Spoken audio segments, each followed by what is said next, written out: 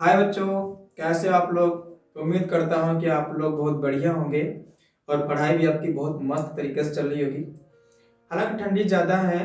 अब ठंडी ज़्यादा है तो क्या आप पढ़ाई नहीं करेंगे? भाई पढ़ाई तो करेंगे, क्योंकि आपके बोर्ड एग्जाम्स आने वाले हैं, आपके पास टाइम कम है। देखो, ये मौसम परिवर्तन तो होता रहता है, कभी ठंडी ज़्यादा तो कभी गर्मी ज़्यादा। अब गर्मी का बहाना बनाएंगे, ठंडी का बहाना बनाएंगे तो आखिर पढ़ेंगे कब? है नहीं? ऐसा होता है।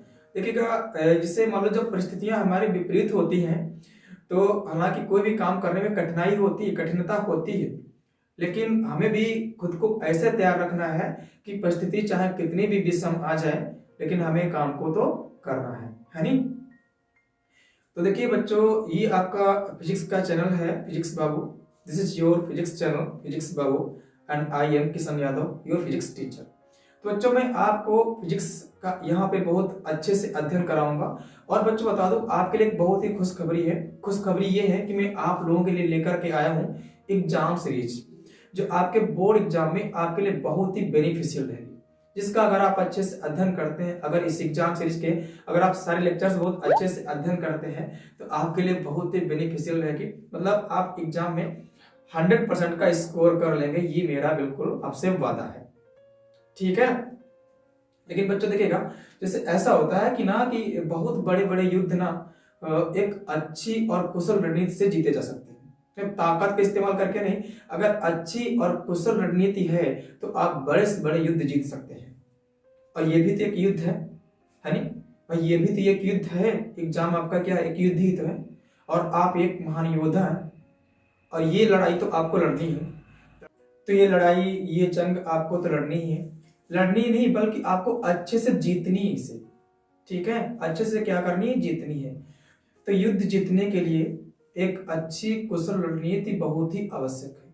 सेम वैसे ही आपको यहाँ पे करना है। आपको अच्छे से अगर स्कोर करना है, ठीक, तो आपको एक अच्छी सी रणनीति बनानी होगी। मतलब कुछ ऐसा करना होगा कि कम टाइम में आप ज्यादा पढ़ लें। कम टाइम में आप ज्यादा पढ़ लें। ये नहीं कि आप 8-8 10-10 घंटे पढ़े जा रहे हैं और आप पढ़ नहीं पा रहे हैं कुछ भी, कहते हैं हमें कुछ समझ में नहीं आता। ऐसा कुछ नहीं। आपको भले कम टाइम पढ़ना है, लेकिन आपको अच्छे से पढ़ना है। चीजों को जब पढ़ना है तो अच्छे से पढ़ना है। तो हमने देखा है कि बहुत से बच्चों हमने देखा है कि पूरे साल भर पढ़ेंगे, अनसॉल्व्ड पेपर से भी तैयारी करेंगे, लेकिन फिजिक्स का पेपर नहीं समझ पाते कि फिजिक्स के पेपर का पैटर्न कैसा होता है, बोर्ड एग्जाम में कैसा आता है, कौन सा क्वेश्चन कितने पार्ट में आता है और कितने कितने मार्क्स के उसके पार्ट होते हैं। तो ये सब जानकारी नहीं होती। तो सबसे पहले मैं आपको बताऊंगा फिजिक्स के पेपर का पैटर्न, कि आपका बोर्ड एग्जाम में पैटर्न कैसा होता है, ये आपको जानना बहुत ही आवश्यक है। तो मेरा अपना मानना है कि फिजिक्स के पेपर का पैटर्न आपको बहुत अच्छे से पता होना चाहिए। तो चलो मैं आपको सबसे पहले बताऊंगा फिजिक्स के पेपर का पैटर्न क्या होता है, और वो आपको ध्यान में भी रखना है। तो सबसे पहले मैं आपको बता दूं कि आपका जो फिजिक्स का पेपर होता है, इसमें आपका 70 मार्क्स का रिटर्न होता है। ये होता है रिटर्न पेपर। और आपका जो 30 मार्क्स होता है, ये आपका होता है प्रैक्टिकल। ठीक है? प्रैक्टिकल। ठीक है? तो अब यहाँ पे जो आपका 70 मार्क्स का जो रिटर्न पेपर होता है, इसमें आपके क्वेश्चन होते हैं 9। कितने क्वेश्चन होते हैं? 9, यानी कि 9 क्वेश्चन होते हैं। ठीक है? तो इसमें आपका जो क्वेश्चन नंबर 1 होता है, आपका जो क्वेश्चन नंबर 1, इसके होते हैं 6 पार्ट। मतलब इसके 6 पार्ट होते हैं। एक होगा ए, बी होगा, सी होगा, डी होगा, ई होगा, एफ होगा। और ये जो पहला क्वेश्चन आपका होता है, ये आपका रहता है ऑब्जेक्टिव। कैसा रहता है? आपका ये पहला पेपर रहता है, पहला क्वेश्चन जो आपका जो पहला क्वेश्चन है, ये पहला क्वेश्चन आपका रहता है ऑब्जेक्टिव। ठीक है? और इसमें क्या होता है, ये 6 पार्ट इसके होते हैं क्वेश्चन नंबर 1 के, और प्रत्येक जो पार्ट होता है एक ऑब्जेक्टिव क्वेश्चन होता है उसका। इसमें आपके 4-4 ऑप्शन दे रखे होते हैं, इनमें से आपको एक सही वाला ऑप्शन चूज करना होता है। तो यहाँ पे जो इसके 6 भाग होते हैं, तो इसमें प्रत्येक भाग जो होता है 1 नंबर का होता है। तो कुल मिला के यहाँ पे जो क्वेश्चन नंबर 1 आपका है, ये आपका हो जाएगा 6 नंबर का हो जाएगा। ठीक है? सेम ऐसे ही आपका जो क्वेश्चन नंबर 2 होता है, इसके भी होते हैं 6 पार्ट। देखो ये मैंने इंग्लिश में लिख रखा है, अगर हिंदी मीडियम का पेपर होगा तो उसमें यहाँ पे लिख रखा होगा का, खा, गा, इस तरीके से हिंदी में वहां पे लिख रखा होगा, ठीक है। अब ऐसे ही आपका जो क्वेश्चन नंबर सेकंड है, इसके क्या होते हैं, 6 पार्ट होते हैं। एक तो आपका ए होगा, बी होगा, सी होगा, डी होगा, ई होगा, एफ होगा। तो यहाँ पे जो क्वेश्चन नंबर 2 जो होता है, इसके जो भाग होते हैं ये आपके ऑब्जेक्टिव नहीं होते हैं, लेकिन क्या होते हैं, ये वेरी शॉर्ट क्वेश्चन होते हैं। तो यहाँ पर मैं आपको बता दूं, बहुत कम शब्दों में आपको आंसर देना होता है। जैसे किसी की यूनिट लिखनी है, कोई फिजिकल क्वांटिटी की आपको डायमेंशन लिखनी वहां पे है, या फिर आपको एक लाइन में यहाँ पे आंसर देना होता है। तो ऐसे आपका जो क्वेश्चन नंबर 2 है तो आपको इस तरीके से दे रखा होता है, बट रिटर्न में होता है, ठीक है। तो यहाँ पर भी जो होता है, इसका प्रत्येक क्वेश्चन होता है 1 नंबर का, भैया तो यहाँ पर भी आपका 6 नंबर का पूरा क्वेश्चन ये बन जाता है, ठीक है। क्वेश्चन नंबर 3 पे आ जाएंगे, तो 3 के होते हैं 4 पार्ट, ए, बी, सी और डी। और यहां पर इसके जो 4 पार्ट होते हैं, इसका प्रत्येक पार्ट दिया होता है 2 नंबर का, तो कुल मिलाकर यहाँ पे आपको हो जाता है 8 नंबर का, ठीक है। इसके बाद क्वेश्चन नंबर 4 की बात करेंगे और क्वेश्चन नंबर 5 की बात करेंगे। 4 और 5 में सेम पार्ट रहते हैं और सेम मार्क्स के भी रहते हैं। तो यहाँ पे इसके रहते हैं भैया 5-5 पार्ट, ए, बी, सी, डी और ई। सेम इसमें भी आपका ए होगा, बी होगा, सी होगा, डी होगा, ई होगा। और यहां पर क्या होता है, इसका प्रत्येक भाग जो होता है 3 नंबर का होता है। तो 1 2 3 4 5, 3 5 जा 15। तो यहाँ पे क्वेश्चन जो आपका 4 होता है ये 15 नंबर का होता है। क्वेश्चन नंबर 5 भी आपका कितने नंबर का होता है, ये 15 नंबर का रहता है। तो क्वेश्चन नंबर 4 और 5 में सेम क्वेश्चन होते हैं और सेम नंबर के भी होते हैं। मतलब यहाँ पे 5-5 भाग होते हैं और प्रत्येक क्वेश्चन 3 नंबर का होता है। तो 3 5 जा 15, तो आपका 15 नंबर का ये हो गया 4 नंबर वाला क्वेश्चन, और 15 नंबर का हो गया आपका 5 नंबर वाला क्वेश्चन। यहां तक तो बात हो गई। अब आपको बात, अब यहाँ पे आपको बताते हैं क्वेश्चन नंबर 6, 7, 8 और 9 की कहानी। इनकी कहानी क्या है, देखो क्या होता है, इसमें आपको यहाँ पे 2 क्वेश्चन दे रखे होते हैं। 2 क्वेश्चन आपको दे रखे होते हैं। इसमें आपको क्या होते हैं, 2 क्वेश्चन दे रखे होते हैं। इसमें आपको क्या होता है, 2 क्वेश्चन दे रखे होते हैं और करके दे रखा होता है ना, एक क्वेश्चन इस तरीके से। तो यहां पर क्या होगा, इसमें 2 क्वेश्चन दे रखे होंगे, एक क्वेश्चन दे रखा होगा, फिर आर अथवा करके क्वेश्चन और दे रखा होगा। लेकिन क्या है, यहाँ पे जो आपको क्वेश्चन नंबर 6 है, इसमें आपको 2 क्वेश्चन दे रखे होंगे, लेकिन आपको करना क्या होगा, करना सिर्फ आपको एक ही होगा। और यहाँ पे क्या होगा, ये क्वेश्चन जो आपका होता है तो ये पूरे 5 मार्क्स का होता है, मतलब 5 नंबर का पूरे क्वेश्चन होता है। सेम आपको 7 नंबर वाले क्वेश्चन में 2 क्वेश्चन आपको दे रखे होते हैं, एक और करके दे रखा होता है अथवा करके। तो यहाँ पे करना आपको सिर्फ एक रहता है, ठीक है। तो यहाँ पर आपका ये भी कितने नंबर का होता है भैया, 5 नंबर का ये भी होता है, ठीक है। ऐसे ही आपको क्वेश्चन नंबर 8 में क्या होगा, 2 क्वेश्चन दे रखे होंगे, आपको करना एक ही होगा, 5 नंबर का होगा। क्वेश्चन नंबर 9 में भी आपका क्या होगा, 2 क्वेश्चन दे रखे होंगे और करना आपको सिर्फ एक रहेगा, तो 5 नंबर। तो कुल मिला आपका जानते हो, देखो आपका टोटल यहाँ पे कितना हो गया, 20 नंबर आपका यहाँ पे हो गया, और देखिएगा 30 नंबर आपका यहाँ पे हो गया, और 6 6 12 8 20, और आपका 20 यहाँ पे हो गया। तो 30 20 50 20 70, तो आपका पूरे 70 नंबर का पेपर मैंने आपको बता दिया कि आपका जो बोर्ड पेपर आएगा वो आपका बिल्कुल ये पैटर्न होगा। क्वेश्चन नंबर 1 में 6 पार्ट होंगे, ऑब्जेक्टिव होगा पहला। क्वेश्चन नंबर 2 में आपके 6 पार्ट होंगे, लेकिन रिटर्न में होंगे, 60 क्वेश्चन वाले होंगे। क्वेश्चन नंबर 3 में आपके 4 पार्ट होंगे, तो 2 नंबर का प्रत्येक क्वेश्चन होगा, 8 नंबर की होगा। 4 में 5 में 5 पार्ट होंगे, 3 नंबर का प्रत्येक क्वेश्चन होगा, तो आपका 30 नंबर की ये हो जाएगा।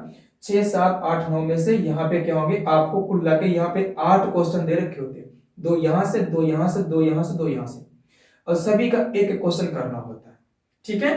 तो आपका यहाँ पे 20 नंबर का एक्स्ट्रा क्वेश्चन पेपर मिल जाता है, 20 नंबर का। यहाँ पे आपको सबसे बड़ा बेनिफिशियल मतलब ये रहता है कि यहाँ पे क्वेश्चन होते हैं 2 और करना आपको सिर्फ रहता है 1, ठीक है।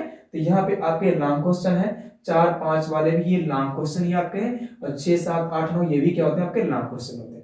अब आपको बता दूं कि आप यहाँ पर अच्छे मार्क्स कैसे ला सकते हैं, स्कोर अच्छा सा कैसे कर सकते हैं। देखिएगा क्वेश्चन नंबर 1 और 2 ये आपका ऑब्जेक्टिव है, ये भी आपका रिटर्न में है, बट क्या होता है वेरी शॉर्ट आंसर वाले क्वेश्चन होते हैं। तो यहाँ पे अगर आपको 1 और 2 अच्छे से पता है, क्वेश्चन नंबर 1 और 2 अगर आपको अच्छे से पता है तो इनको करने में आपको बहुत कम टाइम लगेगा। मान लीजिएगा आपको मैक्सिमम यहाँ से क्वेश्चन नंबर 1 और 2 को करने में मान लीजिएगा हम मैक्सिमम टाइम लेते हैं तो आपका 10 मिनट का टाइम खर्च होगा इनको करने में।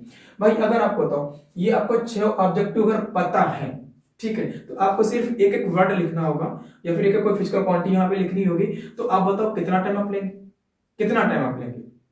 मुश्किल से आप 2 से 3 मिनट आप ले लेंगे टाइम, है नहीं? आप इतने टाइम में आराम से कर लेंगे। भाई ये लिखने वाले हैं, इसमें कुछ टाइम ज्यादा लग जाएगा, मान लीजिए 6 या 7 मिनट लग जाएगा इसमें। तो कुल आके हम मानते हैं कि 1 और 2 को करने में आपका 10 मिनट का टाइम खर्च हो जाएगा, है ना? तो यहां से और लेकिन अगर आपके सारे क्वेश्चन सही है तो आपको नंबर कितने मिलेंगे, या कितने नंबर मिलेंगे? 6 और 6 कितने नंबर मिलेंगे? 12 नंबर। तो यहां पर आप 10 मिनट में 12 नंबर हासिल कर लेंगे, है नहीं? यहां पे मान लो आप अगर मान लीजिए आप क्वेश्चन नंबर 6 कर रहे हैं तो ये आपका एक लॉन्ग क्वेश्चन होगा, ठीक है? तो हम मानते हैं कि इसको करने में आपका कम से कम 10 मिनट का टाइम तो लगेगा ही, है नहीं? लगेगा अगर आपको अच्छे से तैयार है तो। अगर मान लो इसमें कहीं डायग्राम वगैरह दे दिया तो डायग्राम आप बनाएंगे, कम से कम उसमें आपको 2-3 मिनट का टाइम आपका उसमें खर्च हो जाएगा। तो आपका यहाँ पे 10 से 12 मिनट इसमें आपका खर्च हो जाएगा। उसके बाद में अगर आपने कहीं थोड़ी सी मिस्टेक कर दी, अगर कहीं से आपका क्वेश्चन फॉल्ट हो गया तो आपका एक आधा नंबर कट भी सकता है, मतलब पूरे 5 मिलेंगे भी नहीं।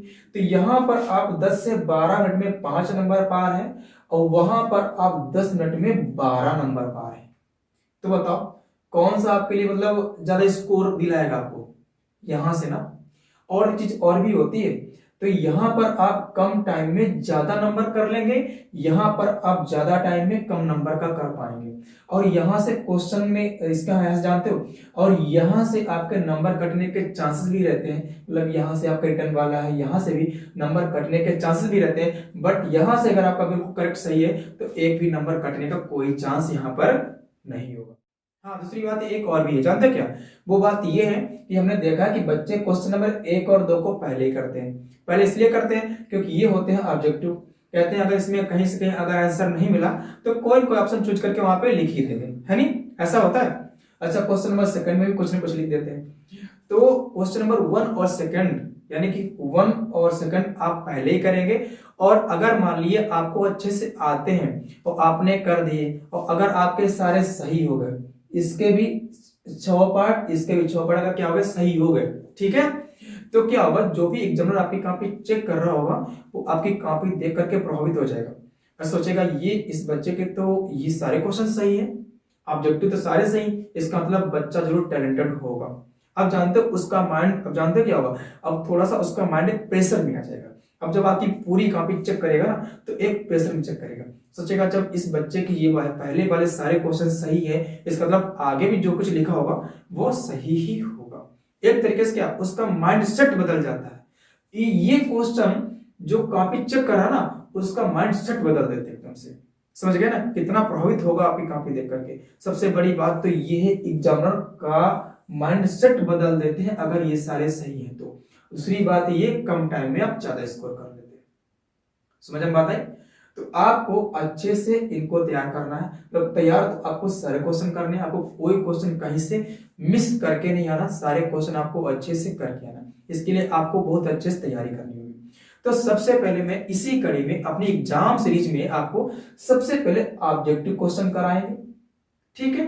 तो ऑब्जेक्टिव क्वेश्चन वहां पे हम कराएंगे, फिर आपके पेज 60 क्वेश्चन, फिर आपके ये 60 क्वेश्चन और ये फिर आपके लॉन्ग क्वेश्चन, इस तरीके से हम आपको कराते चलेंगे, ठीक है? उसमें ऐसा होगा बहुत सारे लॉन्ग क्वेश्चन ऐसे होंगे कि आपका इसमें भी मिल जाएंगे, इसमें भी मिल जाएंगे, कंबाइंड होंगे एक तरीके से, तो आपको मिलते रहेंगे। बट आपको पहले हम ये ऑब्जेक्टिव वाले कराएंगे, फिर आपके शॉर्ट आंसर वाले कराएंगे, इसके बाद में बाकी सारे क्वेश्चन सीरियसली बिल्कुल सीक्वेंस से हम कराते आपको चलेंगे, एक भी क्वेश्चन मिस नहीं करेगा।